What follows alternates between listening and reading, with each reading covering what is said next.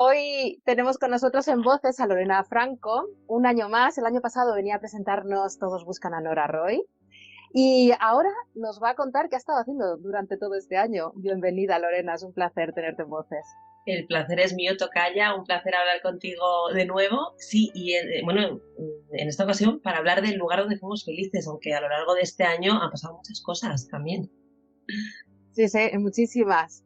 Mirad qué portada más bonita, me encanta. Sí. Publicado con la editorial Planeta. Como siempre, Blanca es una profesora que aparece muerta, esta vez en esta historia, esta nueva trama, este thriller trepidante como siempre, es el sello de distinción de Lorena. Aparece muerta con un tiro en la frente y a partir de ahí empiezan a salir como a flote, a la luz, personajes, vidas y un lugar muy especial que es Jafran, que toma poco a poco la corporeidad prácticamente de un personaje. ¿Consideras que esta novela, después de todas las que has escrito, es la más sensorial en la aproximación a un lugar, aunque los lugares siempre han estado muy presentes e importantes, pero aquí hay una combinación más potente con la poesía, con una escritura un poquito más intimista? Sí, sí, justamente es una escritura más intimista. Claro, hablamos de temas como el duelo, también mucha denuncia social. Los personajes son más maduros que igual de Todos buscan a Roy o de Tu verano Silvia Blanche, ¿no? Son personajes más poliédricos, son más controvertidos, también más pasionales. Sí, y luego también es una narración, aunque sea thriller, es más reflexiva, ¿no? Igual más pausada en ciertos momentos. Bueno, me tomé mi tiempo, ¿no? Ha sido una novela que lleva 2 años esperando ver la luz, ¿no? Y entonces en estos 2 años ha sido como bueno, el primer borrador no tiene nada que ver con el resultado final, ¿no? Ha estado muy mimada. Yo creo que es la historia que más mimada ha estado y de ahí a que se note la diferencia con las anteriores. Es muy completa y como dices, ya Fran se convierte en un personaje más junto a Nuno, que me encanta, Paula, Blanca, bueno, y que Blanca, ¿no? Sin estar, es un personaje que también está muy presente. Ujú. Bueno, es muy completa, porque luego también trata temas de adolescencia y tal, sí, sí. Sí, vamos a ir abordándolos. En una de tus citas iniciales citas a Julio Ramón Ribeiro que dice también mueren los lugares donde fuimos felices. Y esto te da el tono que vamos a encontrar en el lugar donde fuimos felices, precisamente. Esos lugares que se contagian de la vida de las personas que los habitan y esas personas que se contagian de la energía de esos lugares. ¿Jafran para ti es uno de esos lugares que están conectados contigo de alguna manera íntima? Sí y no, o sea, no están conectados de manera íntima, es un pueblo que a mí me encanta, que me da mucha paz, aunque en la novela no hay tanta paz, pero a mí me da mucha paz, o sea, yo visito a Llafrán y me gusta pasear por sus calles, sentarme pues como Nuno y Paula, ¿no? Ahí en la orilla, contemplar un amanecer o desde el Faro de San Sebastián, pero íntimamente no estoy ligada, ¿no? Lo que sí quería, pues eso, una narrativa, pues como hemos dicho, más íntima, más emotiva en ciertos momentos, ¿no? Que con solo una frase, sin necesidad de mucha floritura, de destapar, bueno, pues dejarlo más a la imaginación del lector, vayan saliendo, ¿no? Estos secretos que a los personajes les pesan. Este lugar, claro, se convierte en algo feliz e infeliz para muchos de los personajes, pero a mí personalmente, o sea, íntimamente no, es un pueblo que me encanta, que me fascina y quiero visitarlo ya de nuevo, pero bueno, o sea, claro, al final los recuerdos, recuerdas el lugar, ¿no? Pero yo creo que lo importante también es la presencia de las personas, ¿no? Los momentos vividos con esas personas. El lugar tiene su importancia, obviamente, ¿no? Recuerdas, fue ahí, ¿no? Justo en ese lugar estuvimos juntos o tal, pero lo importante también son las personas.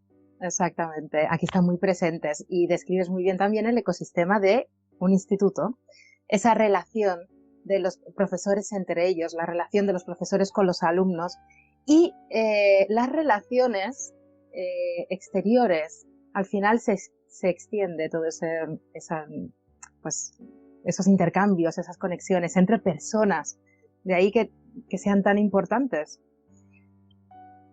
bueno, hay dos escenarios clave que precisamente son los dos escenarios ficticios, porque el resto sí que existe, el restaurante de la costa, cafetería Chip de Tú, todo existe, salvo el elitista Instituto Magno y la discoteca Faro, ubicada en el Faro de San Sebastián. Os la podemos imaginar, pero no existe, no vayáis porque no está.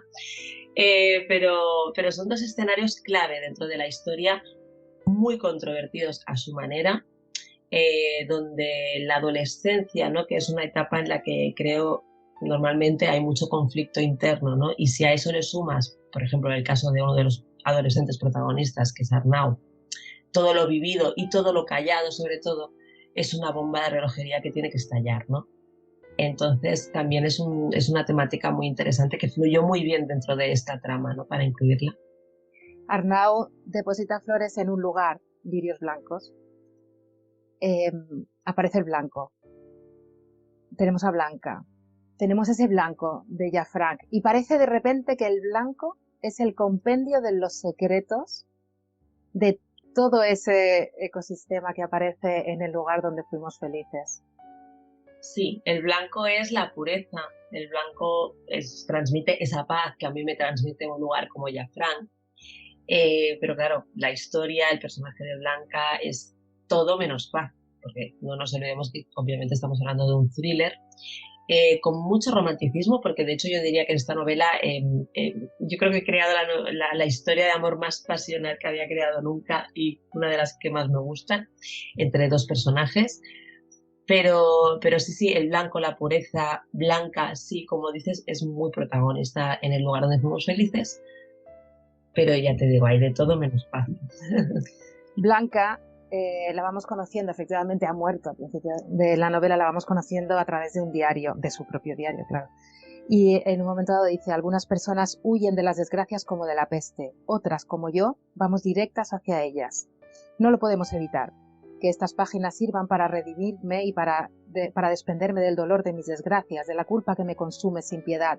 En la vida real, ningún David puede o gana contra Goliat.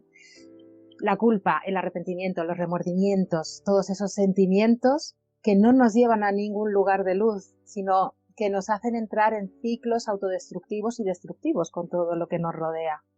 Es una gran temática del lugar donde fuimos felices. Claro, es un camino sombrío y fíjate la diferencia, ¿no? Que hay entre la narrativa más calmada, incluso a veces irónica, que hay cuando bueno, toca hablar de Nuno, de Paula, de todo lo que les va pasando, y ese diario, esa primera persona, la voz de Blanca, que sin estar está, tan delirante a veces, tan turbia, tan contradictoria, ¿no? Porque son personajes que ahora pueden opinar A y mañana pueden opinar B y están en todo su derecho, como ocurre en la vida real, que hoy puedes opinar una cosa y mañana otra, y no pasa nada. Pero sí, los pensamientos de Blanca, el pasado, hay que conocer el pasado de Blanca, el saber por qué ha terminado tan mal. Claro, la acción empieza fuerte con el primer capítulo, un mensaje en el contestador de la hermana de Blanca, el asesinato y luego después se va a Paula Arias sustituyendo a la profesora de literatura. Es que hay que saber, hay que conocer el pasado de Blanca para entender ese delirio, ¿no? Y el por qué.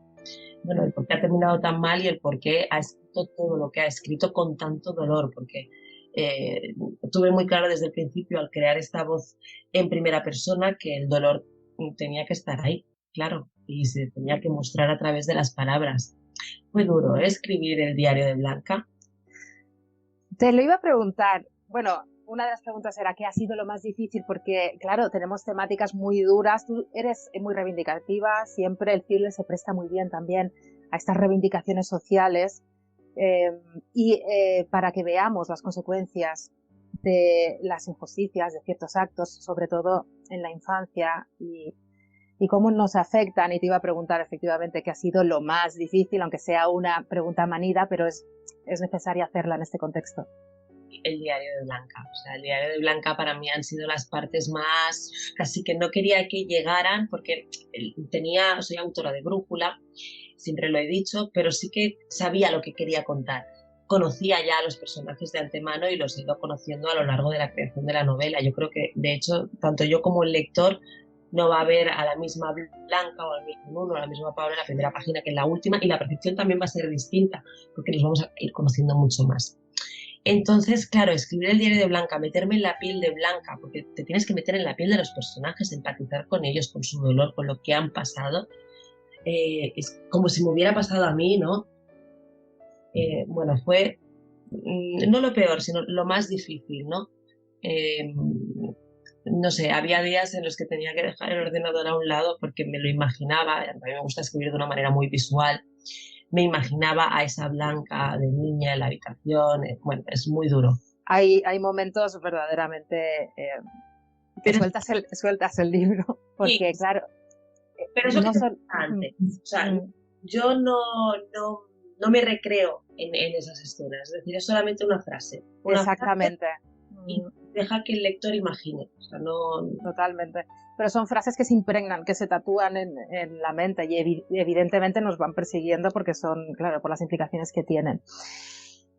Por momentos me has recordado muchísimo a ese fatum griego de Edipo, rey de Sófocles, ¿no? Que pase lo que pase, como no soluciones tu pasado, acaba encontrándote y determinando tu futuro. Y la parte positiva de este libro, del lugar donde fuimos felices, son esos personajes que buscan salir de esa rueda de hámster. Bueno, a mí me encanta mucho el tema este, ¿no? De que nadie corre más que sus fantasmas, ¿no? Que al final el pasado siempre está ahí, lo quieras o no, para bien o para mal, el pasado, y llega un punto en el que te ha perseguido tanto o te has obsesionado tú tanto con él, que ahí está, como si formara parte de tu presente e incluso con el peligro que conlleva de que siga formando parte en el futuro, ¿no? Por ejemplo, uno toma decisiones que dicen, mi yo futuro lo agradecerá, ¿no? Que yo en este momento estoy decidiendo esto y lo piensa, ¿no? Porque también, bueno, trata temas de mundos alternativos, qué hubiera pasado, sí, no, a mí estos temas me fascinan, ¿no? Porque toda acción es una consecuencia, ¿no? Que al final algo anterior a Blanca fue una ficha de dominó que fueron cayendo todas y bueno, al final es eso, de algo que puede pasar caen muchas fichas, ¿no? Y como la teoría del caos con esa mariposa, ¿no? Que en otro lugar del mundo puede crear un huracán simplemente por un aleteo. Así es, efectivamente. Así nos vamos adentrando en busca de las verdades en todos estos temas que hemos hablado, que son complicados, y en la ausencia y algo que es terrorífico, ¿no? Que es las personas que se quitan la vida a sí mismas, los suicidios. Llegar a ese punto contra natura es el resultado de una desesperación de tal magnitud que es inabarcable para todas las personas que no nos hayamos encontrado en esos momentos. Ponerte en ese lugar también y desvestirte para volver a tu vida real de todos los días, que no es esa, debe ser un proceso complicado también. Sí, porque, a ver, es que inevitablemente el autor se mete en la vida de sus personajes, ¿no? Y al igual que el autor se mete en la vida de sus personajes, esos personajes se meten en tu vida, porque tú sales de la pantalla del ordenador y sigues pensando en ellos, duermes con ellos, estás en el proyecto las 24 horas del día mientras estás trabajando en él. Entonces, a ver, es una historia, es un thriller, es una historia dura, pero leedla que no pasa absolutamente nada.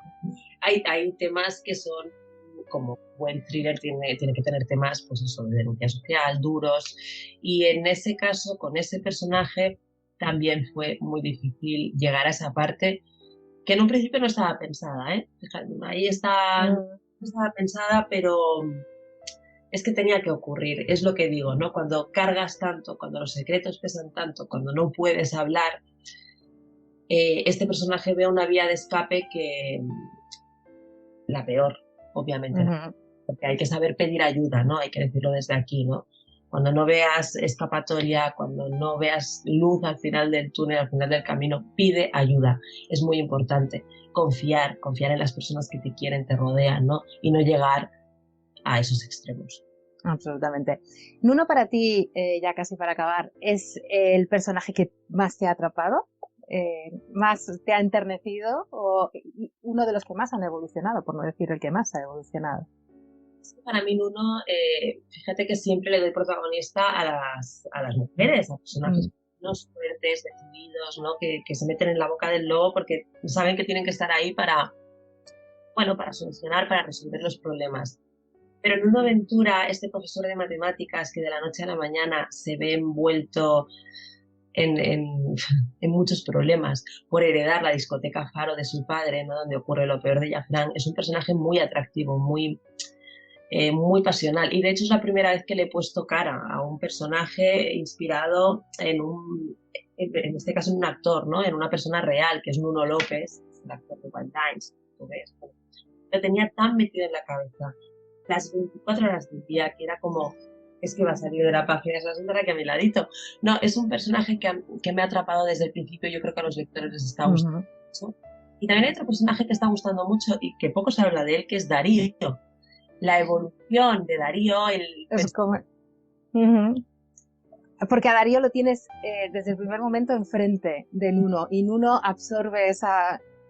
Es más carismático quizá, pero Darío efectivamente guarda también una bonita evolución. Desde luego, el lugar donde fuimos felices, como siempre, Lorena nunca defrauda. Es un thriller redondo, los personajes son tangibles, te acercas a ellos, vives con ellos. Trepidante, unos ritmos pues como siempre, como nos tienes acostumbrados. Y ya para acabar, la última cosa, estaba hace 2 días leyendo, estaba en Zenda, un titular. El libro en España, el 86% de los títulos vende menos de 50 ejemplares al año, que es sorprendente.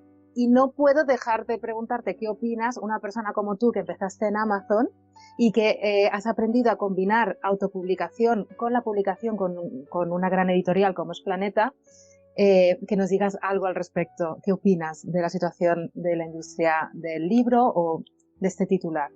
Bueno, por eso no he dejado nunca la autopublicación en Amazon, con la que llegas a todo el mundo, tanto en digital como en tapa dura y en tapa blanda, en papel también.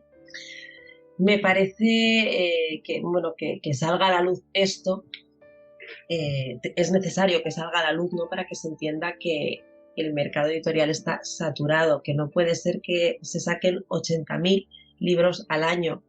No puede ser. En este mes de junio han salido más de 150 novedades. ¿Qué pasa? Que la vida de un libro en librería es muy corta, porque los libreros obviamente no dan abasto. Las grandes superficies sí pueden tener todas las novedades, pero una librería de barrio pequeña, que son las que más hay que apoyar, no puede absorber 150 novedades en un mes. Es demasiado, y entonces eso hace que la vida de un libro sea muy breve, muy corta, esté muy poco en escaparates y se invisibilicen muchos de esos libros pues, que no llegan a 50 ejemplares en un año. Es muy triste, es muy triste. Hay que replantearse el mundo editorial, hay que replanteárselo mucho. Además, con la escasez de papel, de la que se habla ahora, que las editoriales medianas y pequeñas tienen más dificultades, las grandes no, pero las editoriales medianas y pequeñas están destinadas a cerrar coste del papel, porque ¿eso qué significa? Poner más caros los libros y va a ser, al final el libro va a ser un objeto de lujo. Sí, es insostenible. Totalmente. Pues muchísimas gracias. Bueno, hay que aprovechar todas estas tecnologías que tenemos, como tú bien haces siempre, y animar a todos los autores, grandes autores que hay, aunque tengan poca difusión o no hayan encontrado el camino aún, que sigan buscándola porque todo el mundo merece ser escuchado e intentar luchar por sus sueños. Y bueno, a veces se llega, otras veces no, pero bueno, el camino se aprende. Eso siempre, y en la actualidad tenemos muchas vías para dar a conocer nuestras historias, o sea que no hay que obcecarse con un camino, ¿no? Con el camino que todo el mundo quiere. Sino que hay muchas vías y todas son igual de buenas para dar a conocer tus sueños, que al final estas historias, estos libros que tenemos son sueños.